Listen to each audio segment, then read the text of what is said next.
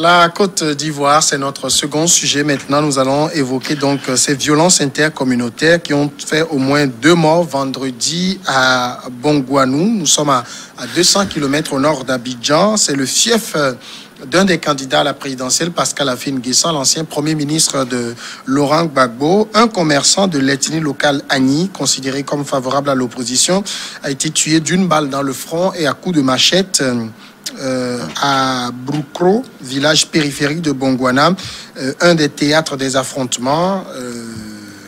Donc c'est un membre de sa famille qui a donné l'information, et au moins une autre personne de l'ethnie Dioula, originaire du nord du pays et réputée proche du pouvoir, a également été tuée selon plusieurs témoins et une source hospitalière. On est en pleine campagne, Ambroise Ponjo, au niveau de la Côte d'Ivoire, et j'ai envie de dire ça commence pas très bien. Oui, ça a toujours été comme ça depuis 2 mois. À Daokro et autres villes très redoutées de la Côte d'Ivoire, où les grands candidats, les candidats des grands partis sont représentés. Ce qui n'est pas étonnant. En fait, moi, c'est pas étonnant parce qu'il fallait s'y attendre. Quand vous voyez un Alassane Ouattara brandir des pancartes, ce serait un coup KO, par exemple, au cours d'un rassemblement.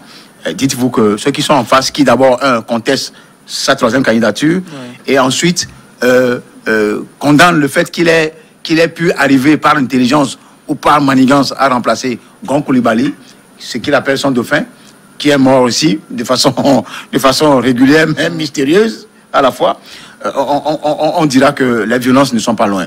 En fait, le problème de la Côte d'Ivoire, c'est Alassane Ouattara. Il faut pas avoir peur des mots.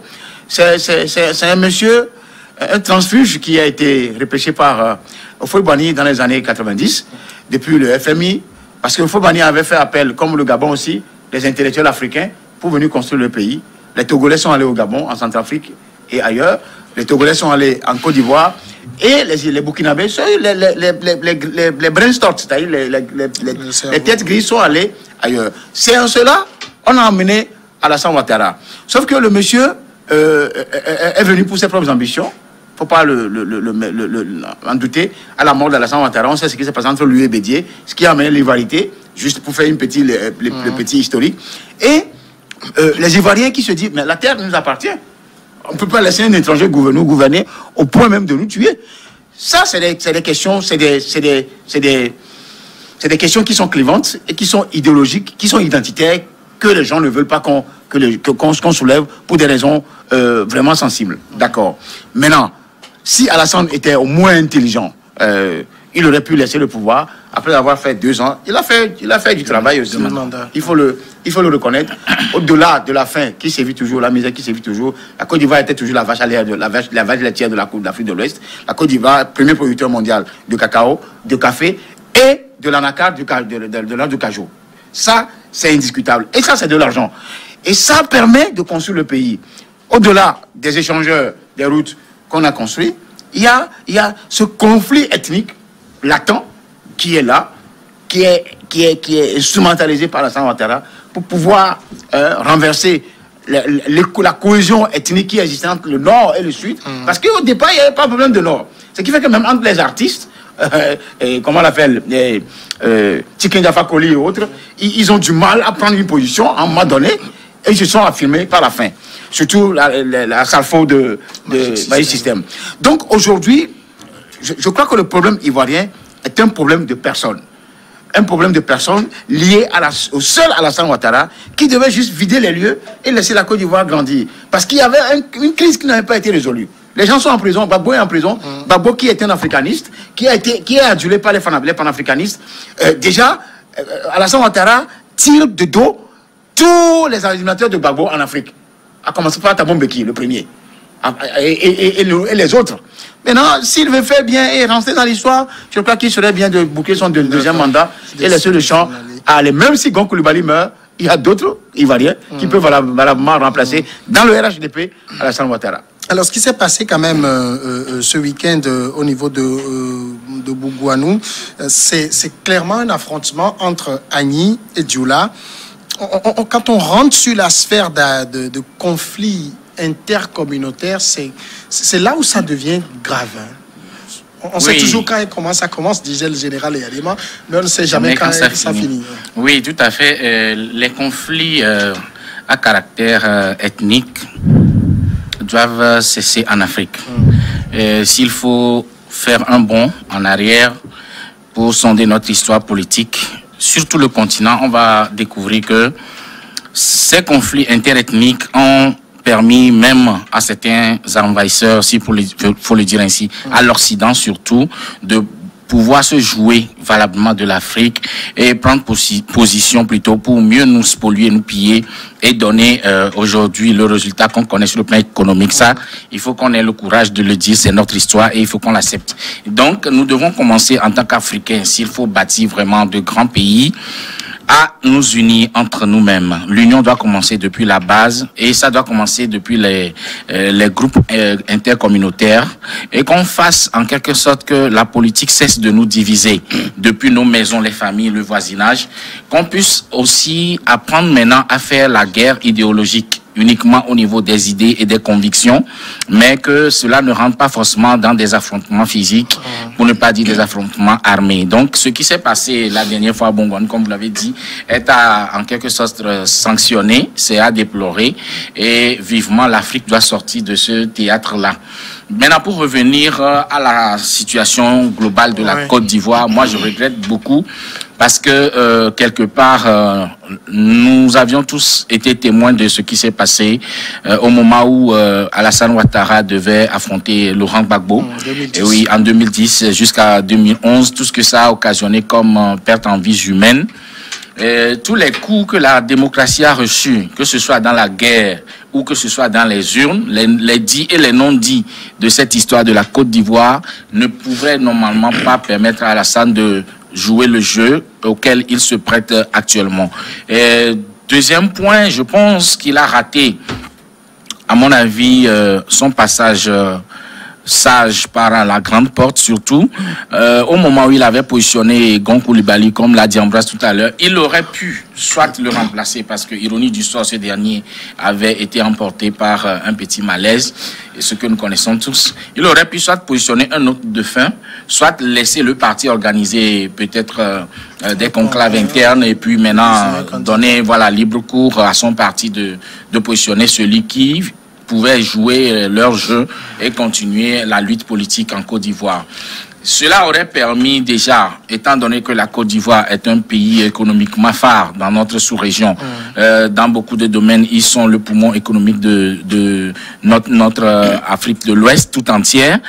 Cela aurait permis aussi de commencer à poser les bases solides de la démocratisation. Cela aurait permis à l'UEMOA, qui aujourd'hui, au-delà des institutions monétaires et puis économiques qu'ils ont dans notre sous-région, font des rencontres pour discuter des questions de politique et de démocratie, permis vraiment peut-être même de résoudre au mieux la crise malienne et guinéenne. Si Alassane Ouattara avaient maintenu sa position, je ne me présenterai pas de l'époque que nous avions salué tous. Maintenant, pour revenir au forcing qu'il est en train de tenter, je pense qu'il est en train de forcer l'histoire de la Côte d'Ivoire. Il est en train d'ouvrir la plaie béante des divisions claniques et ethniques qui étaient déjà graves dans ce pays-là, et cela ne donnerait pas vraiment un lendemain meilleur à la Côte d'Ivoire. Alors, les violences au niveau en tout cas du fief de Bongouanou sont parties du mot d'ordre lancé par Pascal Affi-N'Guessan et Henri Konan-Bédié de boycott actif. Et donc, les jeunes de Bongouanou ont érigé des barricades pour empêcher la circulation, pour qu'aucune opération liée au vote ne se déroule dans la localité. Finalement, est-ce que c'est pas un peu lui aussi qui est responsable de ces violences? Oui, et puis pour répondre à ta première question, il ne faut pas oublier qu'en Afrique francophone, surtout, l'ethnie est un outil politique. Et beaucoup s'en servent pour asseoir leur base. Ce qui s'est passé la dernière fois, c'est que depuis plus de 10 ans, les Ivoiriens disent que les Dioula, avec Alassane Ouattara en tête, prennent la suprématie sur les Baoulés, les Agnis, etc. Les Akans, etc. Et ils les prennent comme les gens venus du Burkina. Ce qui veut dire que ce problème est un fait réel. En dehors de ça, celui qui lance un appel contre l'autorité de l'État est civilement responsable. Ce qui veut dire que la responsabilité objective de ce qui s'est passé là-bas, c'est Afi N'Guessan et Bédié. C'est eux qui ont dit aux jeunes de faire par tous les moyens, d'empêcher par tous les moyens la mise en place des matériels électoraux. Mais ils ont parlé de moyens légaux. Des moyens légaux. Hein. Quand on commet des violences légales... Bon, je ne crois pas que ce soit un mot d'ordre officiel donné par... C'est un mot d'ordre officieux, mais les militants ont suivi ce mot d'ordre. On avait fait un débat la semaine dernière où la première question que je posais quand l'opposition a lancé ce boycott actif, c'est de comprendre c'est quoi un boycott actif. Si c'est ça, aller ériger des barricades, empêcher la circulation, parce qu'il y a eu même des actes de pillage dans des magasins et tout, finalement, quelqu'un est responsable de ça. Non, en fait, s'il doit y avoir de responsables, je crois, c'est les lanceurs de mots d'ordre, en fait. Maintenant, moi, jusque-là, dans la pratique, il n'y a pas eu de mot d'ordre direct qui a été lancé par les leaders. Je sais une chose, c'est que les gens n'ont pas affiné, les gens n'ont pas dévoilé leur stratégie dans la finalité, dans la pratique de ce mot d'ordre de boycott. Parce que c'est des gens qui jouent à l'intelligence aussi, tout en attendant une certaine négociation entre le pouvoir et les forces de l'opposition. Heureusement que la CEDEAO va descendre ce jour en Côte d'Ivoire pour en discuter. Oui. Il y a des séquelles de discussions dans les coulisses avec la communauté régionale et internationale. Parce que Alassane Ouattara, très bien, il sait très bien qu'il est dans une mauvaise posture et il sait que quand un front de l'opposition est contre moi seul, il y a lieu de baisser la garde. Il a déjà fait des propositions que les gens ont refusées. Ça, c'est en sourdine. On en a eu écho. Jeune Afrique en a sorti. Ça aussi, c'est un autre magazine. On ne va pas aller dans le fond. Mais aujourd'hui, je ne crois pas que ce soit de bonnes augures de lancer un mot d'ordre avec des objectifs précis. Parce que c'est présenter votre arme à l'adversaire. Nous sommes en politique. Au-delà de ce schéma, je crois que les gens attendent beaucoup de la rencontre avec la CEDEAO. Parce que la CEDEAO ne va pas seulement rencontrer les autorités burkinabées. Il y a à rencontrer, parce que ça, c'est aussi une institution qui fait beaucoup d'erreurs dans la démarche pédagogique et diplomatique pour résoudre les crises. La CEDEAO pouvait déjà anticiper au niveau des deuxième, troisième et quatrième mandats. Parce que, tout en condamnant un coup d'État militaire, c'est-à-dire fait par les armes, forcément sans effusion de sang, il y a lieu d'éviter aussi les coups d'État conditionnels. Parce que c'est les coups d'État conditionnels qui inspirent l'armée à sortir de sa caserne et à mettre les dirigeants au nouf. Aujourd'hui, la question constitutionnelle se pose avec acuité. Comment les hommes qui animent, parce que l'institution est là, mais c'est les hommes qui l'animent. Si la personne est corrompue, la personne est censée donner quitus à quelqu'un qui veut faire un troisième mandat. Et c'est ce que nous voyons en Guinée et en Côte d'Ivoire. Maintenant, la question ethnique que les gens évoquent, cette question ethnique n'est pas propre à la Côte d'Ivoire et en Guinée, sauf que ça s'est exacerbé. Les gens ont utilisé la fibre identitaire et ethnique pour pouvoir asseoir leur pouvoir. C'est ce qui s'est fait, alors qu'entre Dioula, Agni, Bété et comment on l'appelle, Akan et Baoulé, il n'y avait pas de problème. Tout comme moi ici au Togo, quand moi j'ai fait le CE2, le CE1, CE2 et à Tsokodé, moi j'étais avec les Losso, les Kabier. Moi je ne savais même pas que c'était Losso et Kabier. Je le dis honnêtement. Et Adema avait fait un effort. On peut l'accuser de vouloir faire quelque chose, mais moi j'ai compris quand même que je ne me distinguais pas du Losso, un Ganda avec qui moi j'étais dans le banc, et avec un Laré qui est Moba, et avec les Kotokoli dans lesquels nous sommes, et des Kabier. C'est bizarre, on était comme une famille, on était ensemble. Maintenant, c'est le problème de la souche électorale qui crée les clivages identitaires et ethniques qu'il faut tout faire pour résoudre. Parce que j'ai compris que les politiques utilisent la fibre ethnique pour pouvoir asseoir leur pouvoir. Même ici au Togo, il y en a. Les Kabiens n'ont rien à voir avec les Évé, les Évé n'ont rien à voir avec les Akoso. tous, je l'ai expliqué tout à l'heure, on était toujours ensemble. Mais c'est quand le pouvoir veut s'asseoir, on dit que ceux-là sont tels, ceux-là sont tels, ce qui est un faux débat. C'est ce qui se passe actuellement en Guinée et en Côte d'Ivoire, puisque nous sommes dans le cas de la Guinée, de la Côte d'Ivoire. Je crois que Alassane Ouattara, je le répète, c'est lui l'erreur de la Côte d'Ivoire. Si ça brûle en Côte d'Ivoire, le problème, il faut voir Alassane Ouattara, il faut le renvoyer rapidement à la CPI. On ne va pas décider de ça, mais ça, je voudrais rappeler à mon frère et ami, en bref, que quand le gouvernement fait des réformes constitutionnelles à partir de l'Assemblée nationale et qu'on en arrive à un référendum, quand on fait le référendum et que c'est adopté, ça devient une loi de la République. Et c'est une base légale. Quand on parle de coup d'État constitutionnel, il n'y a pas la force militaire comme il vient de le dire. Une fois qu'on a fait un référendum, comme en Guinée, il n'y a pas... Truqué et fraudé. Il n'y a pas de vide juridique. Il faut ajouter ça aussi. C'est légal. Ce sont les députés qui ont accepté et on a soumis ça au peuple. Et c'est le peuple qui a voté. Quel peuple? Même si c'est fraudé, au moins l'armature prouve bien que c'est un vote qui a donné ce résultat au référendum. Et c'est sur ça qu'il dit que le mandat passé ne compte plus, que c'est à partir de ce nouveau référendum que ça fait un premier mandat. C'est le cas de la Guinée aussi. Ce qui veut dire que en Côte d'Ivoire, à l'heure actuelle, la délégation de la CEDEAO a été reçue par Kona Bédié hier. Aujourd'hui, la délégation sera reçue par le gouvernement. Et on va voir ce que ça va donner. Mais déjà, le président Alassane Ouattara a dit l'élection aura bel et bien lieu. C'est là où il est en faute, il est en erreur. Et de deux, Bédié et Afin Guessan n'ont pas les moyens financiers pour faire campagne.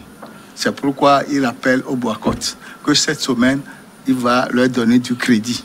Regardez-moi, c'est ce qu'il a dit au cours de sa campagne.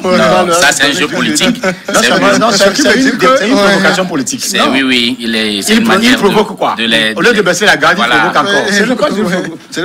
C'est une provocation politique. Ça dit, à l'écouter, ça prouve bien que l'opposition là-bas a des difficultés. L'opposition n'a aucune difficulté en Côte d'Ivoire. C'est Alassane plutôt qui est en Côte d'Ivoire qui habite ça. D'accord, si vous Alassane habille sa difficulté pour présenter autre chose. On va évoluer dans le débat. En tout cas, ce qui s'est passé au niveau de Bongouanou a été quand même... et la maison de... Oui, c'est ce que j'allais dire. A été à un tel niveau où on a même incendié la maison de l'ancien Premier ministre. Donc, quand vous avez les Agni, les Djoula qui s'affrontent, on ne sait pas quelle autre ethnie va commencer par s'affronter.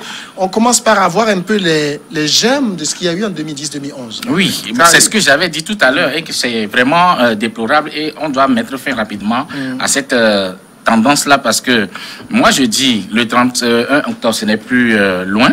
C'est vrai, Alassane est en train de dire que les élections auront bel et bien lieu. Ouais.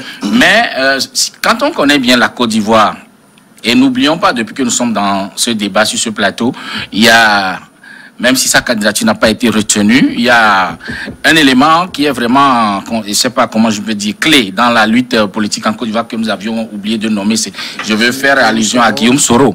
Et quand on connaît qui a été Guillaume Soro dans l'histoire politique et militaire de la Côte d'Ivoire, quand on connaît qui a été Soro par rapport à Alassane Ouattara, moi je dis que la crise ivoirienne, la nouvelle crise ivoirienne que nous avions devant nous n'a pas encore déroulé toutes ses pages. Et il faut faire extrêmement attention. Si l'Afrique doit avancer, il y a beaucoup de paramètres qu'il faut souligner et révoquer du jeu politique. Nous avions parlé entre-temps des affrontements intercommunautaires et ethniques. Et il faut également cesser ce jeu de vouloir toujours rendre le revers de la médaille en matière d'adversité politique. Et quand on voit ce qui se passe entre Alassane Ouattara et Soro Guillaume, c'est en quelque sorte... une lutte qui est en train de dégénérer en réponse du berger à la bergère. Parce que Soro, peut-être intérieurement, s'il faut rentrer dans sa conscience politique, se dit être normalement le meilleur ou bien le dauphin incontournable d'Alassane Ouattara par rapport à comment il s'est donné depuis la rébellion jusqu'à l'arrivée de Alassane au pouvoir. Et il faut analyser les postes que Soro avait occupés. Et parallèlement, je peux dire que le divorce entre Soro et Alassane Ouattara a commencé à jeter ses premiers éclats quand moi j'analysais la montée en puissance du nouveau Premier ministre. J'avais compris qu'il y a en même temps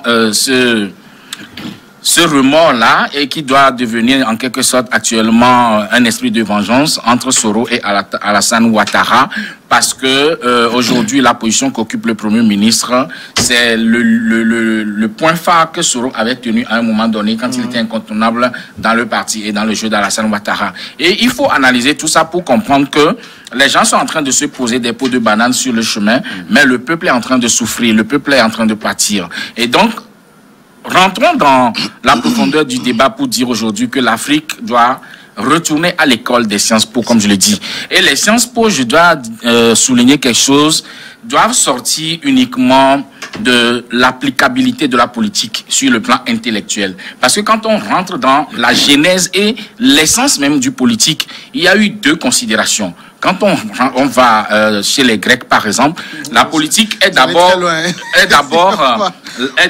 la gestion des affaires de la cité, mais en même temps, quand on explore entre Socrate et Platon, qui était son disciple, il y avait cet étalon du politique qui était l'influence positive de divinité, c'est-à-dire des dieux, dans l'organisation et l'ordination des affaires de la cité. Donc, aujourd'hui, je pense que l'Afrique doit retourner dans cette école grecque-là pour comprendre que le développement qui s'est fait dans la politique politicienne que nous avions connue depuis que l'Afrique a accédé aux indépendances en étant à l'école politique de l'Occident. Cet Occident plutôt qui a eu à se guerroyer lui-même par le passé avant de devenir aujourd'hui ce qu'on connaît comme démocratie, l'Afrique doit tirer les meilleures leçons pour comprendre que la descente de la politique politicienne, c'est ça qui a donné la Sicile de l'Italie jusqu'à Machiavel et son livre Le Prince, qui est en quelque sorte un étalon de Cicéron et de tous ces penseurs grecs-là qui ont pensé que la scène politique doit être une arène de guerre. Maintenant, la deuxième partie, quand je parlais de l'influence positive des divinités dans l'arène, c'est là on doit rentrer maintenant dans les connotations de bonne gouvernance, de sagesse politique, et ces éléments doivent introduire maintenant, doivent s'introduire dans la crise ivoirienne, guinéenne et dans d'autres pays en Afrique pour qu'on puisse vraiment moi, je voudrais trouver des revenir solutions. au fait même la Côte d'Ivoire. C'est vrai qu'il présentait deux écoles que je maîtrise bien, mais moi je ne voudrais pas aller dans le fond parce que tout avait sa source en Afrique, l'Égypte ancienne. Absolument. Absolument. On se réfère même à la loi éditée par Souniata Kenta, la légende du Mali. Oui, au Mandingue. Depuis 1200, c'est quand quelque chose. 55. La déclaration universelle des droits de l'homme, c'est l'inspiration. Et le blanc ne nous le dit pas. Ça, on le sait. Absolument. Que le blanc sache que moi, je le sais. Oui. Tout le monde. Maintenant, au-delà de ça, la crise ivoirienne, telle qu'il a si bien commencé à le dire, le grand manège de tout ce cinéma-là, c'est Bakayoko. Si vous connaissez bien la Côte d'Ivoire et ce qui se passe aujourd'hui, le jeu qui se dessine jusqu'à ce que Gon soit décédé et que Alassane même est un métronome, c'est un grand menteur, c'est-à-dire que un fin cinéaste. Oui. Bon, ça, et il est un réalisateur cinéaste. Vous donnez la parfaite définition de la politique, hein, c'est comme ça. Je suis désolé. De la première école, à laquelle je venais de faire allusion tout à l'heure. Sauf que le peuple n'a pas besoin de tout ce cinéma-là. Le peuple veut quelqu'un qui vienne le diriger, lui donne à manger et construire son pays. C'est ce que Ouattara fait. Non, d'accord. Mais Ouattara doit comprendre qu'il y a la voie de l'alternance aussi. Quelqu'un qui a fait l'école du FMI, du Fonds monétaire international. La culture de la faim. La culture de la démocratie et de la finalité politique. Cette politique ne doit pas être transposée en dictature. Parce qu'il est dans une dictature, il n'est plus en démocratie. Quand tu veux construire un pays et que tu veux gouverner un peuple, il faut être à l'écoute du peuple. Quand tu sors de l'écoute du peuple, tu n'es plus un démocrate. Le même message va à l'endroit de Condé, qui était un démocrate depuis 40 ans, mais qui a changé de veste. Soro a aidé Alassane à conquérir le pouvoir. Parce qu'on fait un troisième mandat. Par la rébellion des forces nouvelles. Soro est devenu... Il y a un deal entre Soro et Ouattara. Ça n'engage pas le peuple. Ça n'engage pas le peuple. D'accord. Le cursus de Soro montre qu'il y a un deal entre les deux. Sauf que Ouattara veut être plus rusé. que Soro. Les accords n'engagent que Soro, ceux qui y croient. Soro n'a pas encore dit, son dernier mot, il a dit qu'il n'y a pas d'élection en Côte d'Ivoire. C'est vrai, il y a des gens qui ne croient pas, d'accord. Sauf que Ouattara, après avoir lu son interview dans Paris Match, quelque chose comme ça, tu comprends que c'est lui qui a le plus peur. Il a même la phobie de Soro. Et il a même dit, il a une haine viscérale contre Soro. Comment vous pouvez comprendre ça? Un politique qui réagit comme ça voudra dire qu'il y a une peur bleue d'une interface de quelqu'un qui n'est même pas en Côte d'Ivoire. Les gens qui ont lutté pour déloger Gbagbo, ils sont dans l'armée ivoirienne. Le DDR a contribué à ce qu'ils soient fondus dans l'armée. Les mêmes personnes peuvent se réveiller demain. On ne sait jamais. Alors, les mêmes personnes ont été fabriquées purement simplement par Soro. Quand vous avez quand même un président sortant, Alassane Ouattara, qui montre une grande dose d'optimisme, est-ce qu'on n'a pas raison d'être dans cet optimisme? C'est une communication qu'il fait. Alassane Ouattara, avant de répondre à ta question, je dis ceci. Alassane Ouattara a demandé à Guillaume Soro de rejoindre le RHDP. Guillaume a dit non. Parce que Soro a une ambition politique. Aller aux élections et être une fois président. Il a occupé tous les autres postes. Il a occupé le poste de l'Assemblée. C'était un deal entre les deux. Le Premier ministre. Et maintenant, c'est la présidence qui lui manque. Et c'est dans ce cas-là que Alassane humblement lui a demandé de rendre le tablier à la présidence de l'Assemblée. Ce qui, selon Soro, est une humiliation. Oui. Et il a pris sa disposition pour quitter le pays. Et créer son parti. Et son parti est créé. Il a ses militants qui sont là, etc. Si Alassane aujourd'hui dit que l'élection aura bel et bien lieu, c'est que lui aussi, il compte sur quelque chose. Voilà. Il compte sur quelque chose. Son ministre de la Défense, aujourd'hui Premier ministre, qui cumule les deux postes, Bakayoko, a la même mise sur l'armée, du moins aujourd'hui. Parce que depuis qu'il est à la tête, les mutineries, tout ça là, ont véritablement cessé. Ouais. Et il discute avec l'opposition, il discute avec tout le monde, il est bon, il est bien avec tout le monde. C'est un atout pour lui. Maintenant, le passage de la CEDEAO en Côte d'Ivoire, d'ici vendredi, on va avoir le résultat de cette descente à Abidjan pour savoir concrètement l'issue de la réunion et pour savoir si l'élection aura bel et bien lieu. Et dans quelles conditions? Le teneur et dans quelles conditions. Si la CEDEAO est dans, je vais terminer en disant, si la CEDEAO est dans sa logique initiale, ce qui vous a dit qu'ils sont venus juste constater que les choses aillent mieux pour consacrer Alassane Ouattara au pouvoir. Ça, c'est mon point de vue. Ou soit, ils sont, parce qu'avec un certain Ibn Chabas, qui n'est plus à présenter, ou soit, ils sont dans cette logique-là à comprendre que la Côte d'Ivoire est sur une braise, est sur un volcan en ébullition. Et il faut aller au secours, éteindre le feu et secourir le peuple ivoirien. Et aller à l'inclusivité. C'est la pause. On revient après le journal pour continuer.